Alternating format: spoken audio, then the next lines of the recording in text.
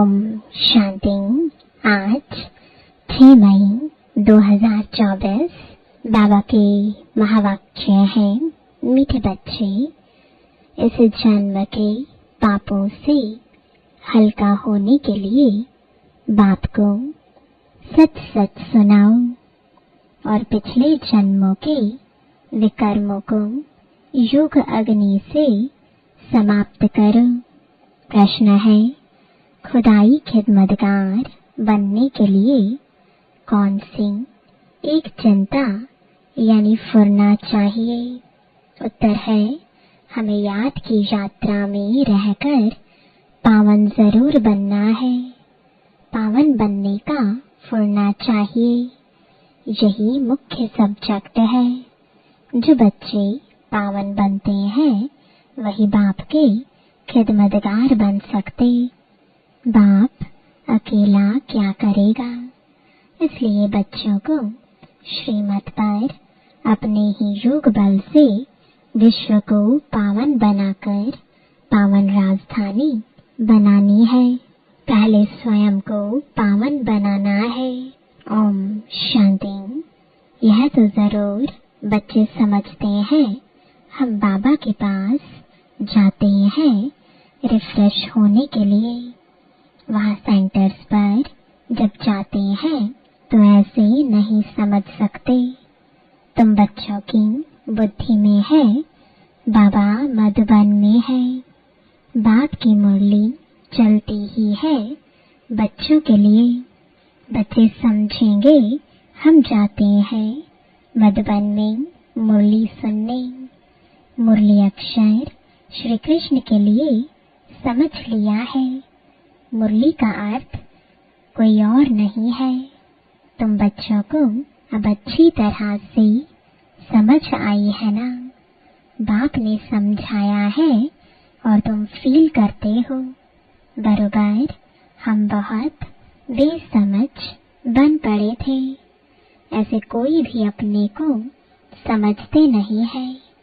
यहाँ जब आते हैं तब निश्चय बुद्धि होते हैं। बरोबर हम बहुत बेसमझ बन गए थे। तुम सतयुग में कितने समझदार विश्व के मालिक थे। कोई मूर्ख थोड़े ही विश्व के मालिक बन सकते हैं। यह लक्ष्मी नारायण विश्व के मालिक थे। इतने समझदार थे, तब तो भक्ति मार्ग में पूजे जाते हैं। जड़ चित्र कुछ बोल तो नहीं सकते। शिव बाबा की पूजा करते हैं, वह कुछ बोलते हैं क्या? शिव बाबा एक ही बार आकर बोलते हैं। पूजा करने वालों को भी पता नहीं है कि यह ज्ञान सुनाने वाला बाप है। श्री कृष्ण के लिए समझते हैं उसने मुरली बजाई। जिसकी पूजा करते उनके ऑक्यूपेशन को बिल्कुल नहीं जानते, तो यह पूजा आदि निष्फल ही हो जाएगी जब तक बाप आए। तुम बच्चों में कईयों ने वेद शास्त्र आदि कुछ भी पढ़े नहीं है। अब तुम्हें एक सत्य बाप पढ़ा रहे हैं। तुम समझते हो बरोबर सच्चा पढ़ाने वाला एक ही बाप है। बाप को कहा ही जाता है सत्य। नर से नारायण बनने की सच्ची कथा सुनाते हैं। अर्थ तो ठीक है। सत्य बाप आते हैं। अब नर से नारायण बनना है तो जरूर सतयुग स्थापन करेंगे ना। पुरानी दुनिया कलयुग थोड़े ही बनेगी।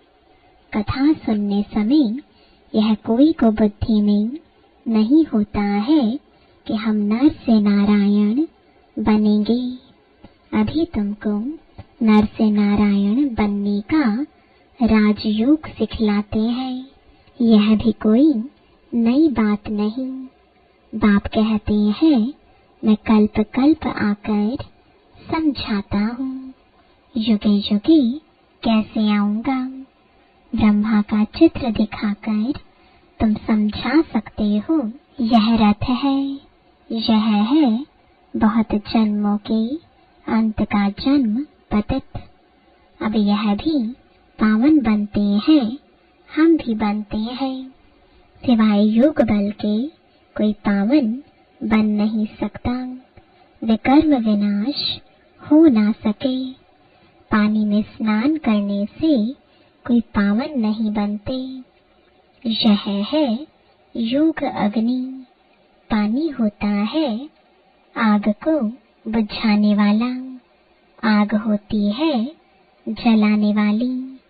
तो पानी कोई आग तो नहीं है जिससे विकर्म विनाश हो। सबसे ज्यादा गुरु आदि इसने किए हैं, शास्त्र भी बहुत पढ़े। इस जन्म में जैसे पंडित था, लेकिन उससे फायदा तो कुछ भी नहीं हुआ।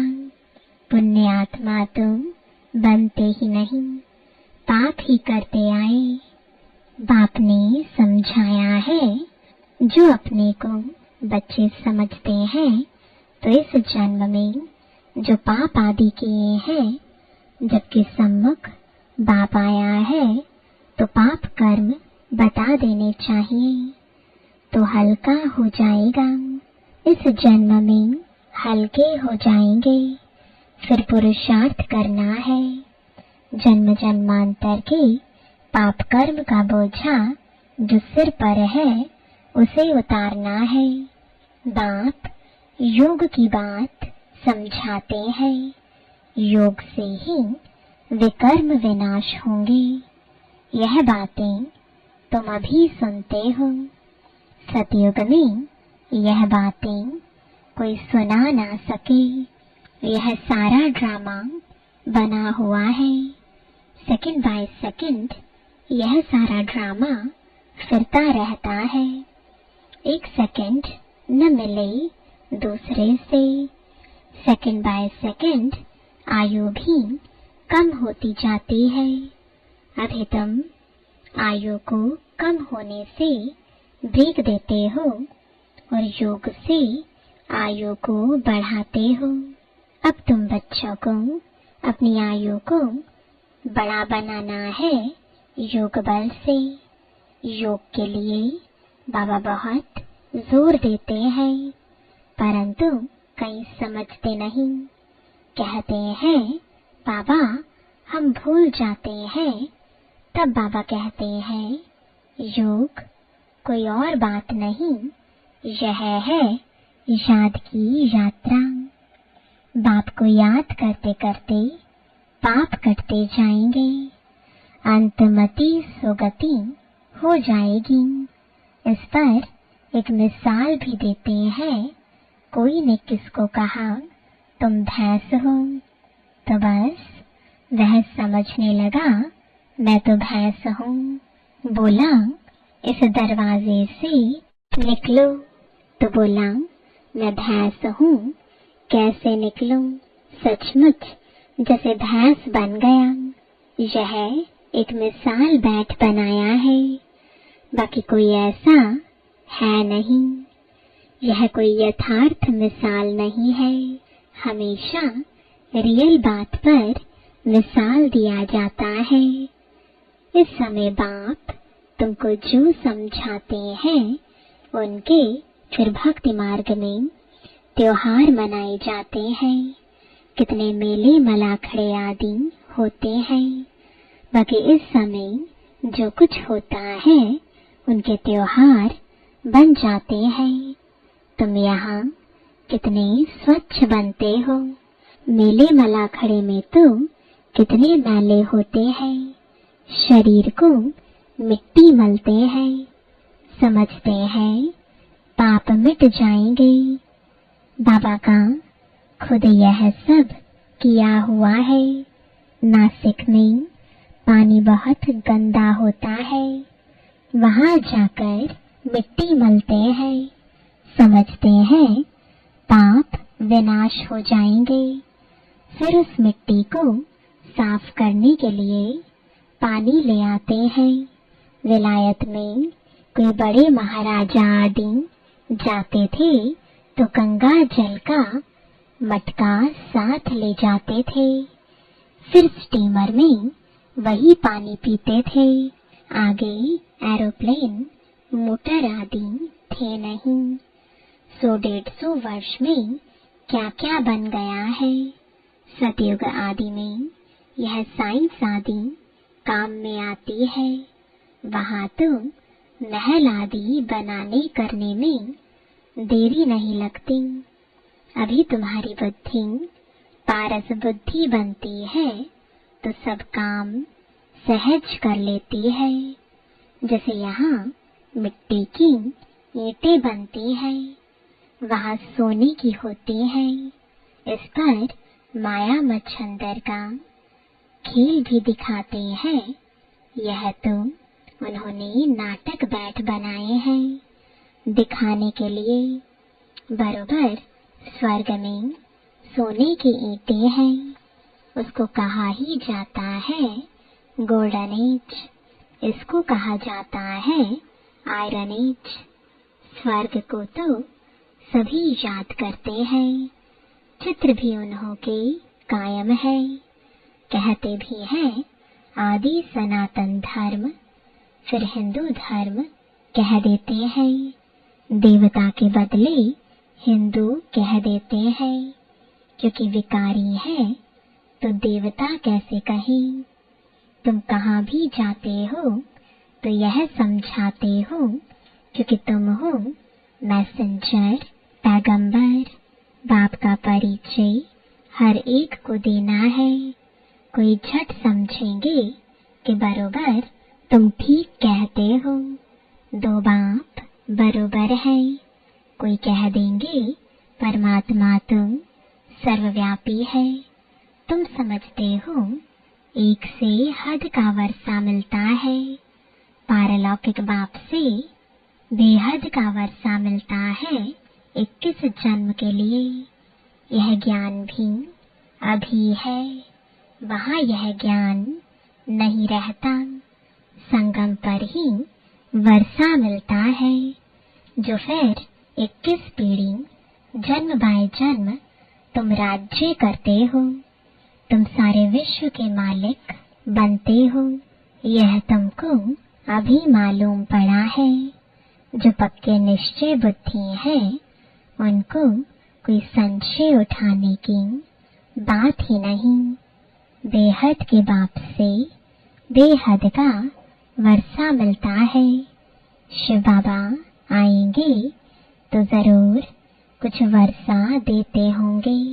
इसलिए बाबा कहते हैं यह बैच बहुत अच्छा है, इसे सदा लगा कर रखना है। घर घर में मैसेज देना है, फिर कोई माने या ना माने। विनाश आएगा तो समझेंगे भगवान आया हुआ है। फिर जिन्हों को तुमने मैसेज दिया होगा वे याद करेंगे कि यह सफेद पोश वाले फरिश्ते कौन थे। सूक्ष्म वतन में भी तुम फरिश्ते देखते हो ना। तुम जानते हो मम्मा बाबा युग बल से ऐसा फरिश्ता बनते हैं, तो हम भी बनेंगे। यह सब बातें बाप इसमें प्रवेश कर तुमको समझाते हैं, डायरेक्ट नॉलेज देते हैं। जो बाबा में नॉलेज है वह तुम बच्चों में भी है। जब ऊपर में जाते हो तो नॉलेज का पार्ट भी पूरा हो जाता है। फिर जो पार्ट मिला है वह सुख का पार्ट बजाते हैं और यह नॉलेज भूल जाती है। तो तुम बच्चे कहाँ भी जाते हो तो मैसेंजर की निशानी यह बैच साथ में जरूर चाहिए। भल कोई हंसी करे, इस पर क्या हंसी करेंगे। तुम तो यथार्थ बात सुनाते हो। यह बेहद का बाप है, उनका नाम है शिव बाबा। वह कल्याणकारी है, आकर स्वर्ग की स्थापना करते हैं। यह है पुरुषोत्तम संगम युग। यह सारा ज्ञान तुम बच्चों को मिला है, फिर भूलना क्यों चाहिए। बात तो बिल्कुल सहज है। चलते फिरते बाप और वर्षे को याद करना है। शांति धाम और सुख धाम। तुम बच्चे यहाँ आते हो, मुरली सुनकर जाते हो, फिर सुनानी भी चाहिए। ऐसे नहीं सिर्फ एक ही ब्राह्मणी मुरली चलाए। ब्राह्मणी को आप समान बनाकर तैयार करना चाहिए, तब बहुतों का कल्याण कर सकेंगे। अगर एक ब्राह्मणी कहाँ चली जाती है तो दूसरी क्यों नहीं सेंटर चला सकती। क्या धारणा नहीं की है। स्टूडेंट को पढ़ने और पढ़ाने का शौक चाहिए। मुरली तो बहुत सहज है, कोई भी धारण कर क्लास करा सकते हैं। यहाँ तो बाप बैठे हैं। बाप बच्चों को कहते हैं कोई भी बात में संशय नहीं होना चाहिए। एक बाप ही है जो सब कुछ जानते हैं। एक ही एम ऑब्जेक्ट है। इसमें कोई प्रश्न आदि पूछने का भी नहीं रहता। सुबह को भी बैठ बच्चों को याद की यात्रा में मदद करता हूँ। सारे बेहद के बच्चे याद रहते हैं। तुम सब बच्चों को इस याद की मदद से सारे विश्व को पावन बनाना है। इसमें ही तुम अंगुली देते हो। पवित्र तो सारी दुनिया को बनाना है ना। तो बाप सभी बच्चों पर नजर रखते हैं ना। सब शांति धाम में चले जाएं, सबका अटेंशन खिंचवाते हैं। बाप तो बेहद में ही बैठेंगे। मैं आया हूँ सारी दुनिया को पावन बनाने। सारी दुनिया को करंट दे रहा हूँ तो पवित्र हो जाएं। जिनका पूरा योग बल होगा वह समझेंगे बाबा अभी बैठकर याद की यात्रा सिखला रहे हैं, जिससे विश्व में शांति होती है।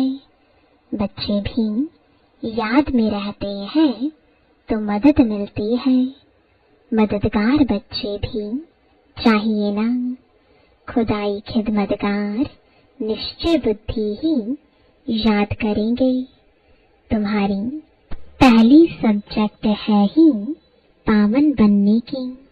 गोया तुम बच्चे निमित्त बनते हो बाप के साथ। बाप को बुलाते ही हैं, हे पतित पावन आओ। अब वह अकेला क्या करेगा। खिदमतगार चाहिए ना। तुम जानते हो हम विश्व को पवित्र बनाकर फिर सारे विश्व पर राज्य करेंगे।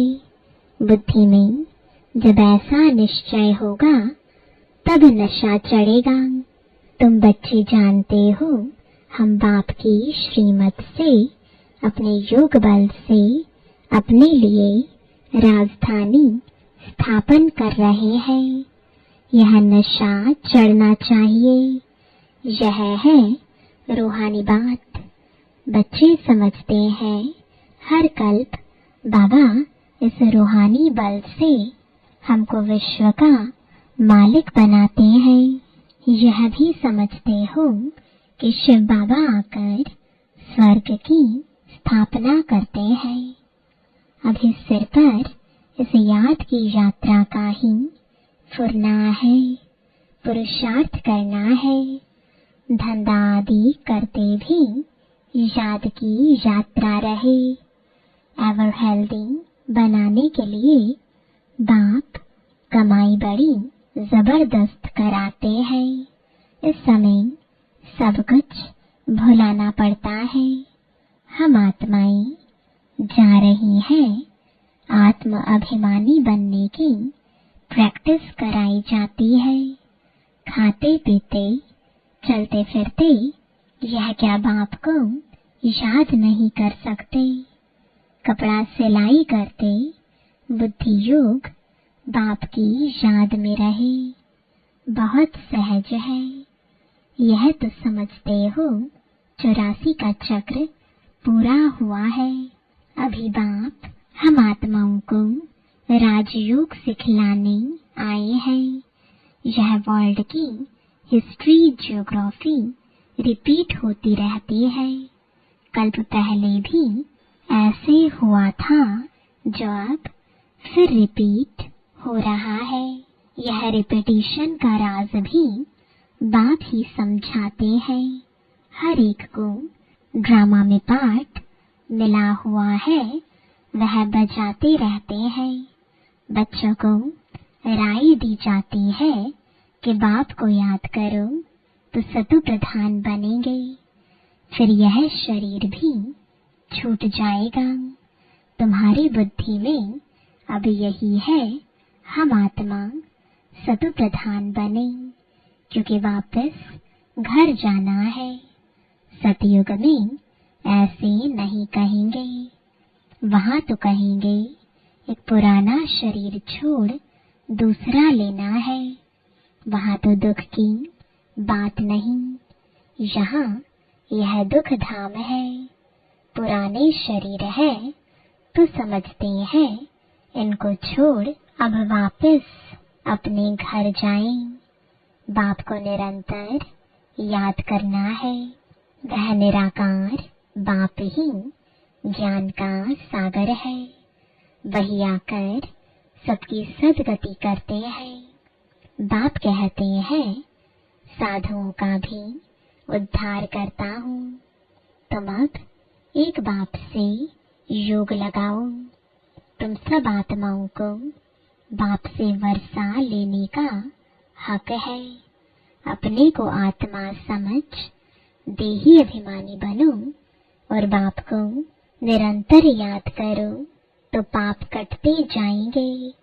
अच्छा, मीठे मीठे सिकिलदे बच्चों प्रति माता पिता बाप दादा का याद प्यार और गुड मॉर्निंग। रूहानी बाप की रूहानी बच्चों को नमस्ते। रूहानी बच्चों की रूहानी बाप दादा को गुड मॉर्निंग और नमस्ते। धारणा के लिए मुख्य सार है, पहला, मुरली सुनकर फिर सुनानी है। पढ़ने के साथ साथ पढ़ाना भी है। कल्याणकारी बनना है। बैच मैसेंजर की निशानी है, यह सदा लगाकर रखना है।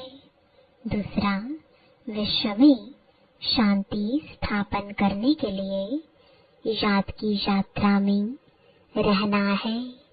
जिसे बाप की नजर बेहद में रहती है, सारी दुनिया को पावन बनाने के लिए करंट देते हैं, ऐसे फॉलो फादर कर मददगार बनना है। वरदान है, कर्म और योग के बैलेंस द्वारा कर्मातीत स्थिति का अनुभव करने वाले कर्म बंधन मुक्त भव।